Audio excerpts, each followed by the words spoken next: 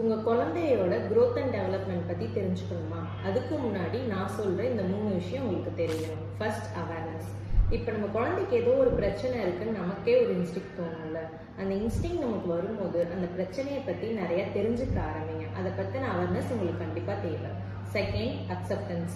நம்ம குழந்தைக்கு ஒரு பிரச்சனை இருக்கு, அது இப்ப சரியாயிரும் அப்ப சரியாயிரும் இங்க போனா சரியாயிரும் அப்படின்னு நினைக்காம ஒரு ஸ்டேஜ்க்கு மேல அந்த பிரச்சனையை அக்செப்ட் பண்ண ஸ்டார்ட் பண்ணுங்க.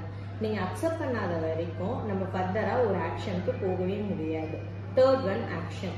ஒன்ஸ் அக்செப்டன்ஸ் ஸ்டார்ட் ஆனோன்னு நெக்ஸ்ட் ஸ்டெப்பா என்ன பண்றதுன்னு தேட ஆரம்பிங்க. ஒரு ப்ரொஃபஷனல்ஸ்ட போய் ஒரு இயர்லியா ஐடென்டிஃபிகேஷன் பண்ணுங்க.